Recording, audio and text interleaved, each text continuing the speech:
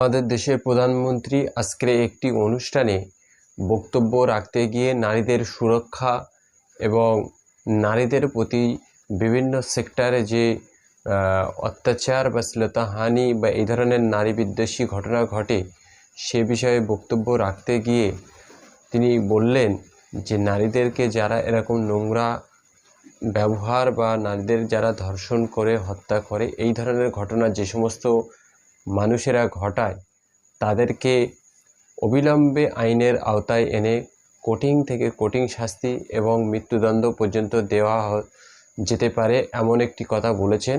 এবং তার সঙ্গে আরও বলেছেন যে এই নোংরা কাজ করতে ওই ধর্ষককে যারা সহযোগিতা করে তাদেরকেও আইনের আওতায় এনে সর্বোচ্চ শাস্তি দেওয়া হোক। প্রধানমন্ত্রী যে কথাটি বলেছে এই কথাটি শুধু প্রধানমন্ত্রীর একার নয়, সমগ্র দেশবাসীর বক্তব্য। কিন্তু যারা ধর্ষক বা যারা এই ধরনের নোংরা কাজের সঙ্গে যুক্ত থাকে তারাও কিন্তু এই দেশের নাগরিক। এখন প্রশ্ন হলো, কলকাতা আরজি করে যে ঘটনা ঘটেছে এই ঘটনায় সবাই সঠিক দোষীকে সর্বোচ্চ শাস্তির পক্ষের জন্য সবাই সবার নিজের মতো করে দাবি তুলছে।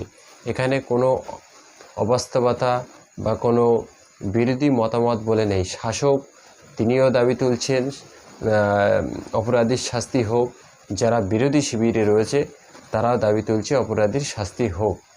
কিন্তু এই ঘটনা ঘটার পূর্বে উত্তরপ্রদেশের হাথরাস বলুন বা গুজরাটের বিলকিস বানু ধর্ষণ মামলা বলুন বা খুব কাছাকাছি ঘটে যাওয়া মণিপুরে মেয়েকে ধর্ষণ করে রাস্তায় উলঙ্গ অবস্থায় প্যারেড করা বলুন, প্রতিটি ঘটনার সঙ্গে বিজেপি দল, বিজেপি নেতৃত্ব, বিজেপি শাসিত রাজ্য জড়িয়ে পড়েছে।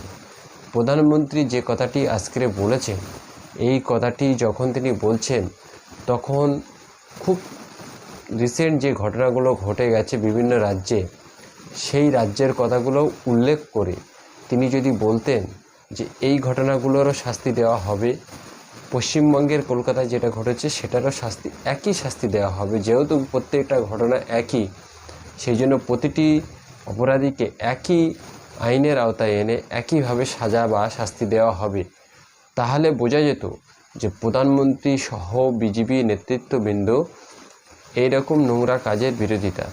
তারা শুধুমাত্র অবিজেপি শাসিত রাজ্যের ধর্ষণের মামলাটি তাদের কাছে মামলা, আর বিজেপি শাসিত রাজ্যে যে সমস্ত ধর্ষণ খুন মামলা হচ্ছে সেগুলো কোনো মামলা নয়।